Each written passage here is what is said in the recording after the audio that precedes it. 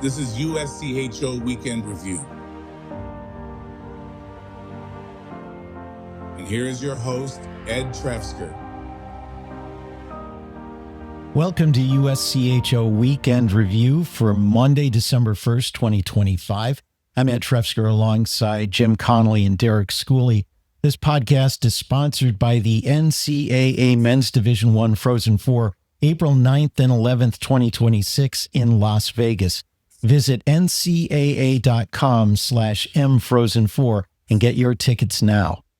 Well, guys, a light weekend, but some interesting stuff nonetheless. Well, Dartmouth is the team for us to be talking about. They're 8-0 now, even though they got a little bit of a late start as an Ivy.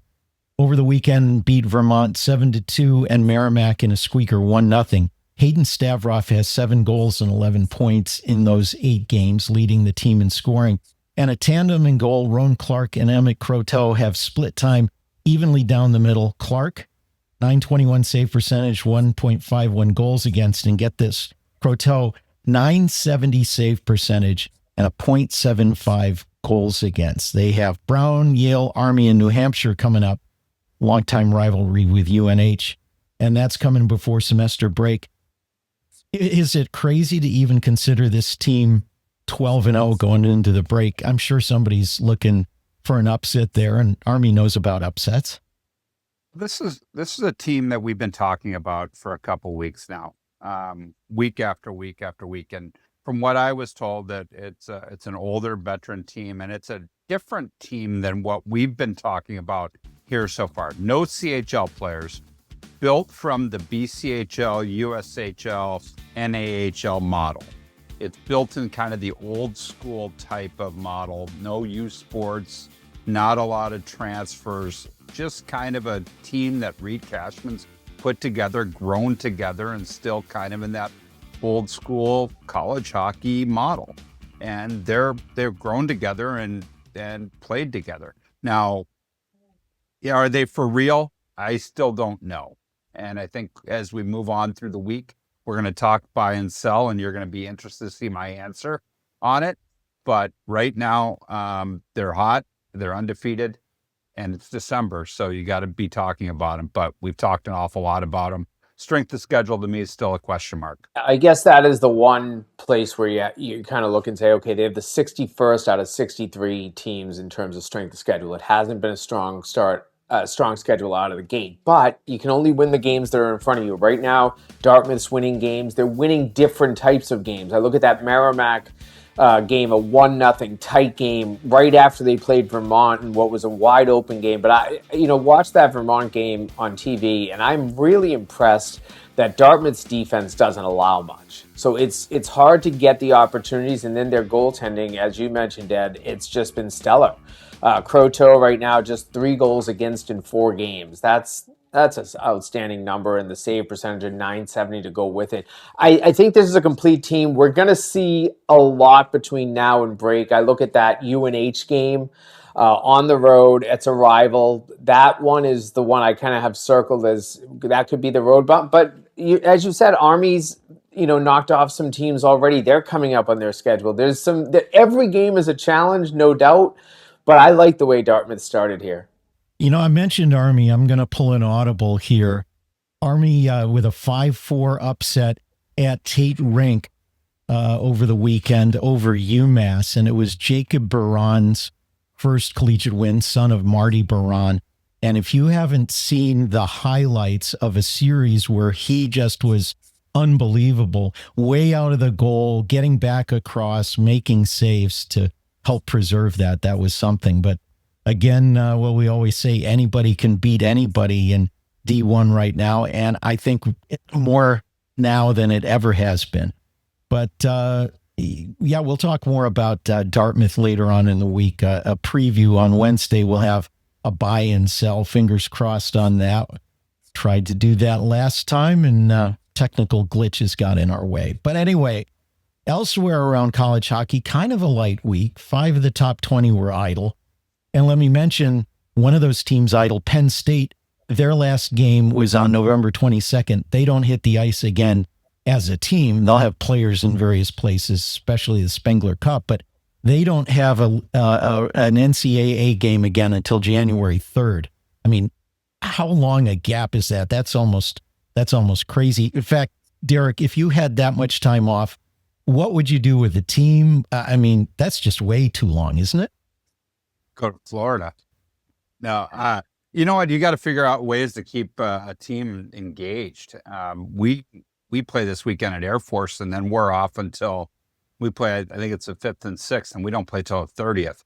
And we've got break. Guys are going to go home. We're going to practice for 3 days next week, and then we're not going to get back together until the 26th.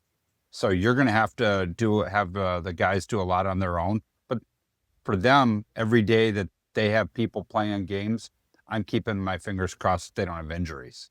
Good point there. That I guess what you always have to worry.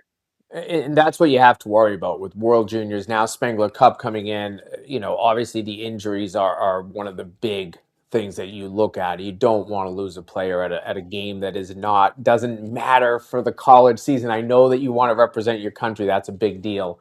But right now I look at Penn State in their schedule, and I do wonder how they stay fresh. You're probably going to have to scrimmage a lot. Obviously, their coach, Gagodowski, he's going to be the Spengler Cup coach, so he'll be away from the team for a little while. But do you remember, Derek, the days when it used to be more standardized? Like every team would play this upcoming weekend, then most teams would be done. And it's over the last 5-10 years that coaches have been a little bit more creative with their schedule. They almost plan for World Juniors, and you try to find ways to make sure that the liabilities of a World Junior or a Spengler Cup don't affect your roster. You can't do that in all situations, but I feel like that's what Penn State's done here. I'm curious to see what they're going to be like in January, though. Well, they're not going to come back together. They're going to have finals. They're not going to be back together as a team until probably after Christmas. They're going to be dealing with final exams right now. So there's going to be a little bit. You're going to be dealing with a whole bunch of other stuff.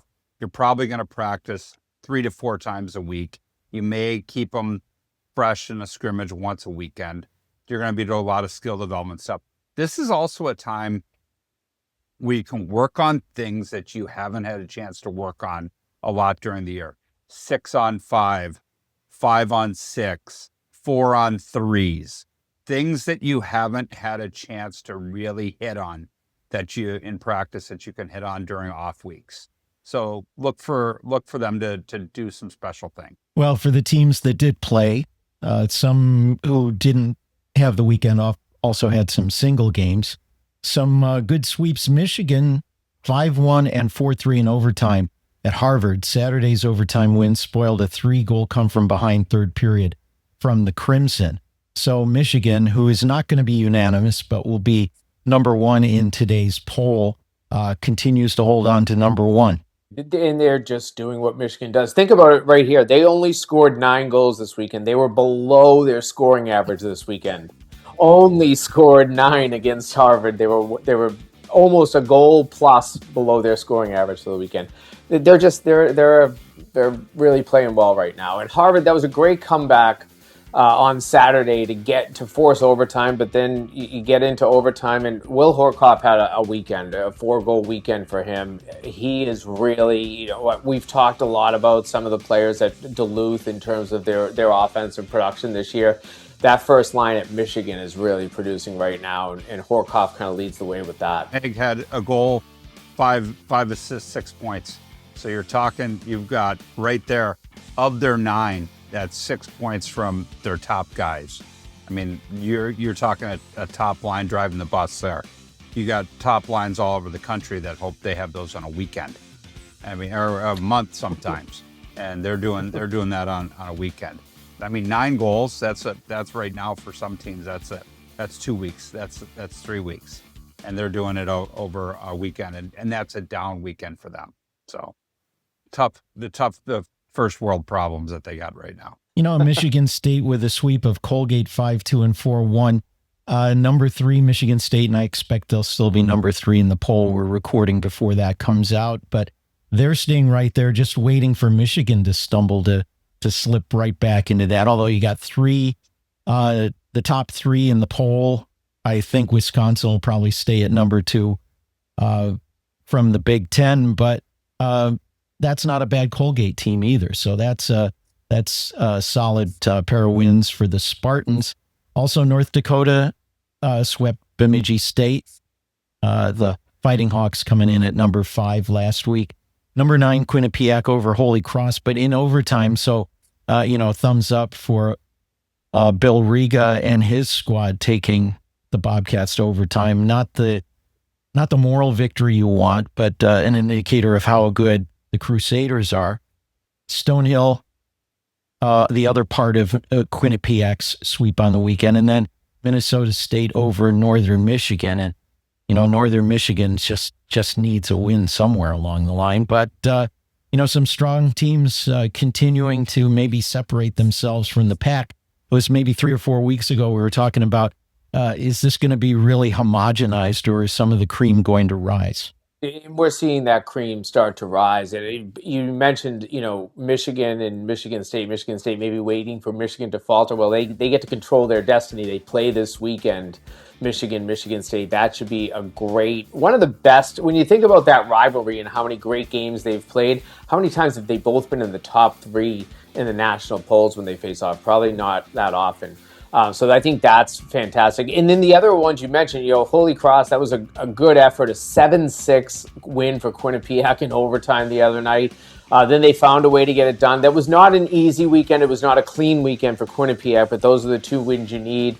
North Dakota, they get the 2 wins they need against a good Bemidji team. And, I feel like you've touched on a lot of good wins. Minnesota State, they're staying consistent. I feel like we're starting to see some consistency out of these top tier teams. This will start for that separation. This will start separating the top from the middle. Usually it's Jimmy who pumps Billy Riga and Holy Cross, and Steve Metcalf would be all over Jimmy about that one. But the interesting one about that one is I turned that off. Quinnipiac went up 6-3.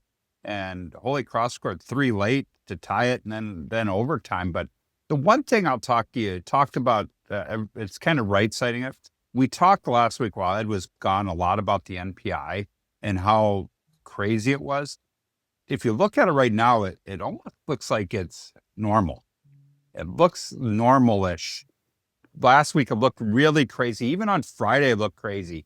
Lindenwood had climbed to 13 with their win over Long Island, and Lindenwood was right in the mix. Then they lost the next game, and they're down to 19. And it's just everybody's kind of looking, it almost looks kind of like it should a little bit, the NPI. You still got some teams that are still out of it, like Boston College, and Ohio State's a little bit down, and UConn and Maine. But it looks like more normal comparatively, minus Dartmouth being at the top. Well, and I think I know a reason why on this too. And that is because Michigan and Minnesota State have a little asterisk by their NPI number. And that's because a game has been removed, at least one, for defeating a weak opponent that would hurt their NPI. And as those start to kick in, that's going to get things more where it is. And that's why the first half of the season, before you've gotten to 12 weighted wins, you're going to see some weird stuff. So same thing might happen to Dartmouth after they start getting a few more under their belt. So I think that's one of the big reasons right there. And the other thing too is I think we need to start accepting Dartmouth as a team that belongs in the top 15. I don't care what your strength of schedule is. You're going out and winning games. You belong in the top 15 right now. You put together 4 losses here and you go 8-4 into the break. I believe they'll be down somewhere around 30. But if they're 12-0 or 11-1 at the break, they're going to be top 5. But don't you agree when we talked last week, Jimmy, that it's kind of looks a little more? Yeah. I think we just saw results this week that have started pushing the teams in the directions that they belong. If you want to say that Dartmouth is the one outlier right now, maybe you can even say Minnesota State just being up at 6. I don't know that that's where they're going to end up, but as you say, they've had a bad win taken out. But every other team that's in the top 15 right now, maybe Western Michigan, because they've had some bumps along the way, but they played a really tough schedule. I look at this top 15 and I'm like, this makes sense right now. They were lower than that last week, and they've taken a little Right, step they up. Yeah, much lower. yeah, they took a Yeah. little big jump. So that's why I think it looks more normal. And you got to take out the 16th ranked and probably 15 maybe for somebody. So really, the top 14 look fairly normal. And when we get to mid-January, I think it'll look really normal. And in fact, it may look more normal than the pairwise would have looked. Because as we've heard, the pairwise and the RPI were massaged to try to duplicate what this would give us. So it'll be interesting to see. We'll be able to start placing some weight in that, and maybe next season we'll know how things went this year and know by the calendar what we should be looking at. But right now we need to take a break. When we come back, we'll take a look at holiday tournaments. This podcast episode is sponsored by the NCAA Frozen Four, April 9th and 11th in Las Vegas. I'm Cole Caulfield, and I played college hockey. I'm Adam Fox, and I played college hockey. I'm Jake Gensel, and I played college hockey. I'm Cale McCarr, and I played college hockey.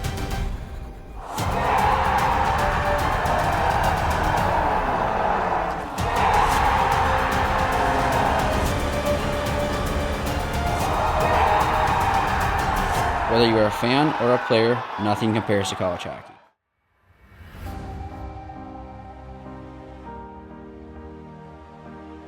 We're back with USCHO Weekend Review. Holiday tournaments, the Friendship Four in Belfast, Northern Ireland.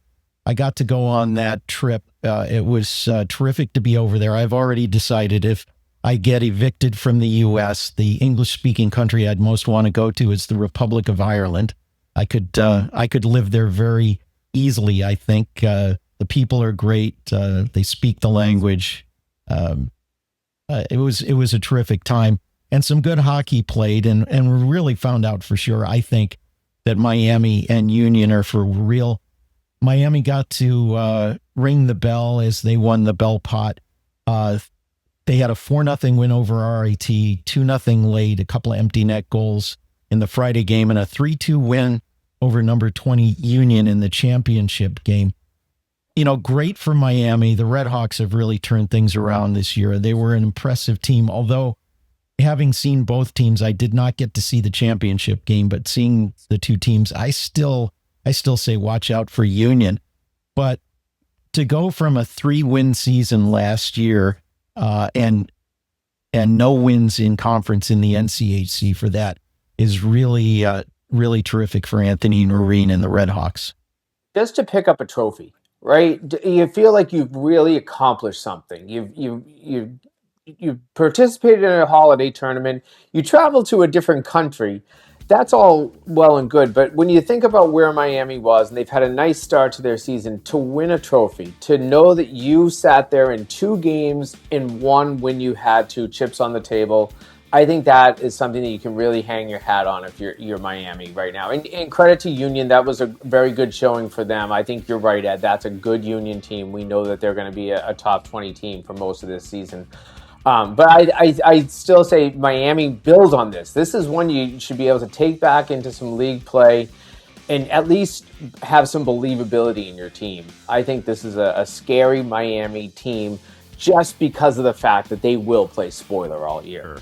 October last year, they beat Anchorage in like the middle of October and didn't win a game the whole way. And now they're going all the way over to the Northern Ireland and bringing home a trophy. That's a big deal for them. And obviously, I think there is a lot more to Union. I think Union's had a really good start. Miami's had a good start. And that's going to help the NCHC down the line. There's always going to be somebody that finishes at the bottom. But right now, it doesn't look like it's going to be Miami this year. So Anthony Noreen, good job turning that team around so far. And I want to add one thing to this too. You talk about picking up a trophy, but just being in that environment is a big deal. I was talking to RIT's associate athletic director, Jeff Siegel, who was the equipment manager for the Tigers when they went to the Frozen Four in 2010.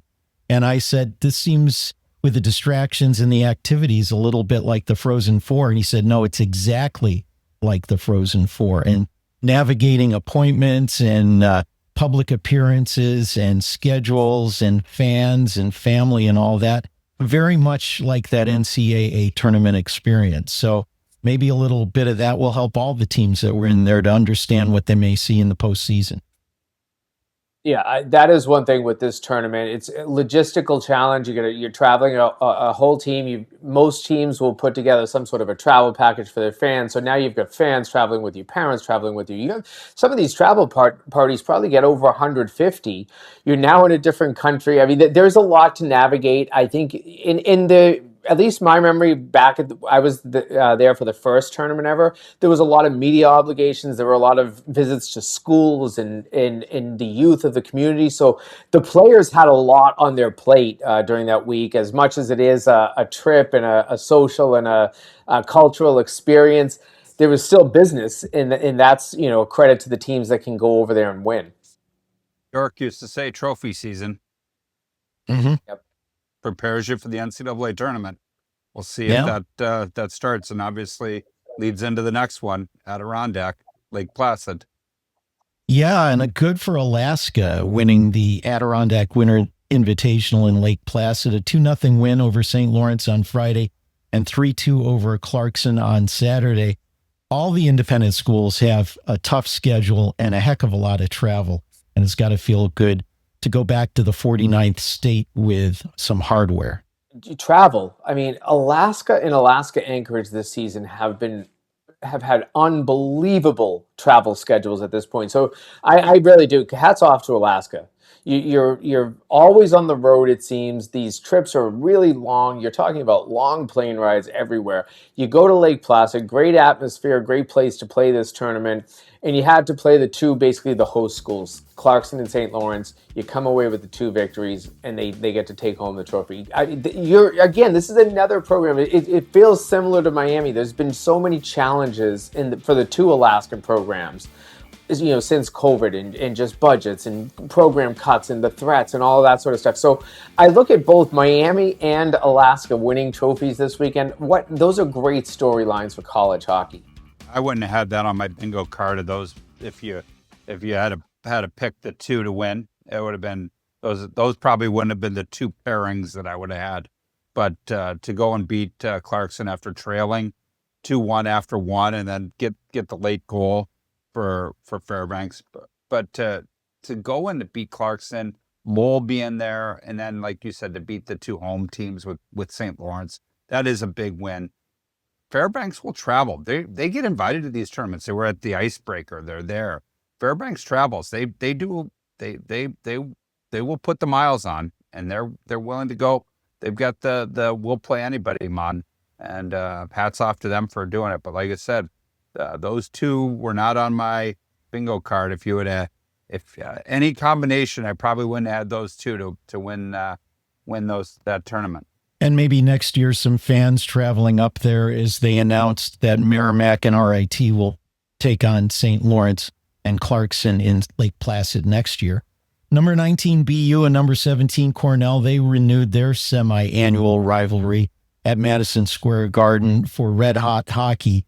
And these always seem to be close games, at least to my recollection. Cole Iserman scored the tie-breaking goal, 14:36 remaining. A 2-1 win for BU, and that's got to be a real boost right now for the Terriers. Yeah, I mean, historically low scoring, I feel like red hot hockey every time 1-1, 2-2, 2-1, really low scoring games. But that, it shows a lot of the styles of Cornell, especially showing through when these 2 teams play. Huge win for BU. They need some confidence right now. They need some consistency, certainly. But they've been leaning on Cole Iserman a lot thus far, and he gets the big goal. The strong player, and that's a good one for them. That's one that you kind of circle on your calendar when they have the BCBU, they have the Bean Pot, and in the years that they play red hot hockey, that becomes the 3rd one for them, and that's a big win for the Terriers. I would say BU needed that a lot more than Cornell did, even though obviously Cornell's got a tough little trip here to the North Country, but they were on a 4-game winning streak, and they had beat Union, but they had lost to Dartmouth earlier. But that's a BU team that really needed that win, and Always great crowds. Cornell travels so well, especially they've got so many alums in the New York City area, and then to have this little event that they have, and then to put 17,500 there every time they do it. It's a really neat event. But to get the late goal in the third period or mid third period, that's a big win for BU. They needed that. Makes me wonder if we should have some college hockey right in New York or a little bit closer, maybe a Big Ten team for Rutgers, or, Columbia in the ECAC as an Ivy League team. I wonder about that. And then I say, would it get lost in the midst of everything going on in the Big Apple? But it is a good exposure. That's the challenge. And I think that's why we haven't seen a lot of college hockey. Columbia is the one team that naturally, as an Ivy, could probably, make the jump and try. But I think you get lost in the New York market. I think going there once every year on Thanksgiving weekend for Cornell, that one makes a lot of sense. The Rileys have done a good job at Long Island. They have made it work as far as a hockey program. Yeah, that's true. Wouldn't that be nice for them to get one in MSG? I don't know if it would make sense because of the capacity of the building, but that could be fun. Maybe a tournament. I don't want to put more work on their plate, but they are indeed off to a pretty good start this year. And just backing up about exposure for college hockey, one of the things I found at the Friendship Four is the fans, especially the school kids that were there on that Friday early game, but in general, the fans who've come to know hockey there through the Belfast Giants seemed to be thrilled with what they were seeing on the ice. They were, every time there was a hard hit along the boards, there was a gasp and a cheer. I mean, the speed and the physical nature and the excitement the fans were getting it. And maybe we can wrap up just by pointing out how important this game is. We got to tour through some of the areas that you can almost say war-torn of Belfast that have recovered from the stuff that went on from the 70s through the 90s. But now trying to do some rebuilding, the Good Friday Accord, the opening up of the border. The Belfast Giants were created to be a sport that wasn't Gaelic and wasn't English, but was a third sport that everybody could come together on. And there's no color allowed in there except for hockey colors at the game. And what that has meant to try to help build some bonds with people who've had separate and animosity over centuries really has been important. So that is at the core of this tournament, and it was really fun to see that. And I guess we can wrap it up with that. This podcast episode has been sponsored by the NCAA Men's Division I Frozen for April 9th and 11th in Las Vegas, Nevada. Get your tickets at ncaa.com/mfrozen4. And also like and subscribe this on YouTube. We're on video as well as audio. Go to youtube.com/USCHO. For Jim Connolly, for Derek Schooley, I'm Ed Trefsker, and this has been USCHO Weekend Review.